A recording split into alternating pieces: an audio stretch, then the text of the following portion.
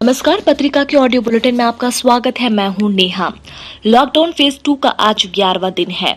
संक्रमित मरीजों और मौतों के आंकड़े लगातार बढ़ते जा रहे हैं। भोपाल के 1000 और इंदौर के 600 सैंपल विशेष विमान से पौंडीचेरी भेज दिए गए हैं। दिल्ली से भी भोपाल के 1700 सैंपल की रिपोर्ट आना बाकी है। कुल 8843 सैंपल की जांच रिपोर्ट पेंडिंग है। माना जा रहा है कि इनकी रिपोर्ट आने के बाद संक्रमितों का आंकड़ा बढ़ सकता है। प्रदेश में संक्रमितों की संख्या 1846 के पार पहुंच गई है।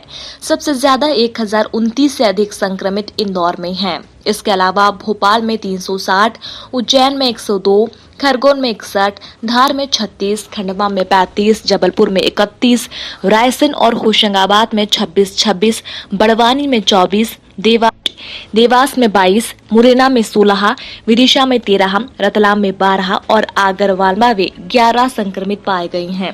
प्रदेश में अब तक 210 मरीज ठीक भी हो गए हैं, जबकि अब तक 92 की मौत हो चुकी है। प्रदेश में सबसे अधिक 55 मौत इंदौर में हुई हैं।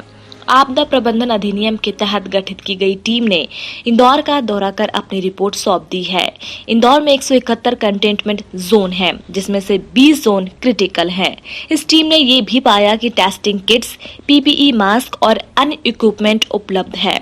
लॉकडाउन का भी अनुपालन ठीक से हो रहा है।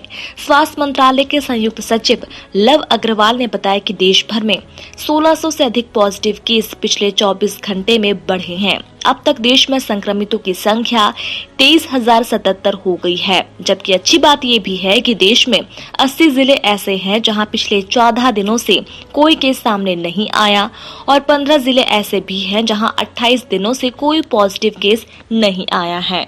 गृह मंत्रालय ने ऐसी खबरों का खंडन किया है जिसमें कहा गया है कि जिस कंपनी या फैक्ट्री में संक्रमण पाया जाता है उस कंपनी के सीईओ को सजा का प्रावधान है और उस कंपनी को 3 माह के लिए सील कर दिया जाएगा।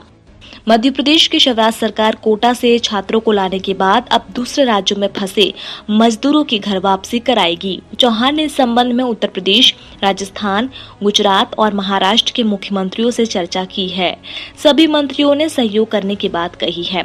इसके अलावा मध्य प्रदेश के ही विभिन्न जिलों में फंसे मजदूरों को अपने घर पहुंचाने की व्यवस्था के भी निर्देश अधिकारियों को दिए जा रहे हैं। इसके लिए सोशल डिस्टेंसिंग का कड़ाई से पालन करना होगा।